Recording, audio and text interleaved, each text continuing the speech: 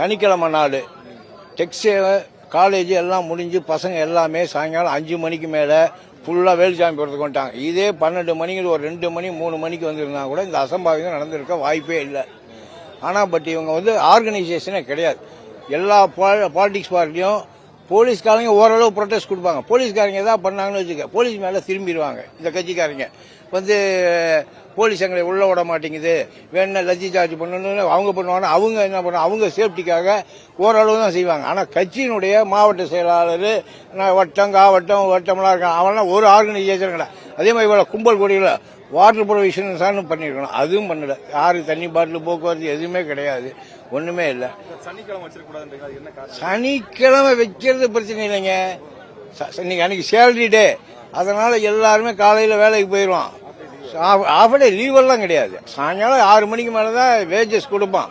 Wages கொடுத்துட்டோன்னே என்ன பண்ணானுங்க, நேற்று வந்து எல்லா பயிலும் 6 மணிக்கு 7-8 மணிக்கு தான் ஆச்சா, எல்லா பயிலும் இங்கே வந்துட்டானுங்க.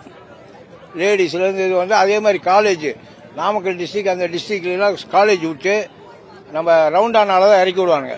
இறக்கி விட்டேன்னா எல்லா கம்பளும் வீட்டு போகல, எல்லாமே உள்ள வந்துட்டாங்க. இது ஆமா, விஜய் பார்க்கலாம் பேச்செல்லாம் கேட்கல, எங்கேயும் 2 நிமிஷம் தானே பேசுறாங்க. அதுவே இருக்குது, ஒரு நடிகரை பார்க்கணும் அப்படிங்கிற ஆர்வத்தில் வந்தாங்க. இதெல்லாம் கூட்ட நெரிசல், ஒன்றும் பண்ண முடியல. போலீஸ் வந்து லத்தி சார்ஜ் பண்றதெல்லாம் போய் ஆம்புலன்ஸ் உள்ள வந்ததுக்காக அவங்க ஒதுக்குனாங்க, அவ்வளவுதானே. அது எங்க இந்த இடத்துல தான் அந்த ஜென்ரேட்டர் போட்டுருந்தாங்க. நான் கண்ணு முன்னால் நான் பார்த்தது ஜென்ரேட்டர் போட்டுருக்காங்க பார்த்தீங்கன்னா, அந்த இடத்துல தான் வந்தாங்க. ரைட்டு, சம்பவம் ஆகி போச்சு. ஒரு இவர் வந்து இங்க இருந்து தாண்டதுக்குள்ள இந்த மெசேஜ் தெரிஞ்சிருக்கும் விஜய்க்கு. அதை வந்து ஒரு அவங்க கட்சி தொண்டர் தானே அடிபட்டிருக்கான், வந்து ஒரு ஆறுதல் ஒரு இரங்கல் கூட சொல்ல, நேரா திருச்சி போய் அங்க இருந்த ரிப்போர்ட்டரையும் சந்திக்கல, மெட்ராஸ் போய் ரிப்போர்ட்டரை சந்திக்கல, வீட்டுக்குள்ள போய் இதயம் நொறுங்கிருச்சுங்கிறார். இங்க செத்து போயிட்டாங்க, அவருக்கு இதயம் நொறுங்கிருச்சுங்கிறார். இங்க மெட்ராஸே போயிட்டாரு 10:30 மணிக்கெல்லாம். இங்க இருந்து போனவர் திருச்சி போயிட்டு ரிப்போர்ட்டர் கூப்பிடுறாங்க, ரிப்போர்ட்டுக்கு பேட்டி கொடுக்கல, தலையை குனிஞ்சுக்கிட்டே போயிட்டாரு. மெட்ராஸில் இறங்குறாரு, ரிப்போர்ட்டர் கேட்கறாங்க, அதுக்கும் பதில் சொல்ல உள்ள போயிட்டாரு. உள்ள போயிட்டு நேராக வீட்டுக்குள்ள போயிட்டு எக்ஸ்ட்ராத்துல பதிவு, இதயம் நொறுங்கிருச்சு, இங்க செத்து போயிட்டாங்க. இதயம் நொறுங்கி என்ன பண்றது?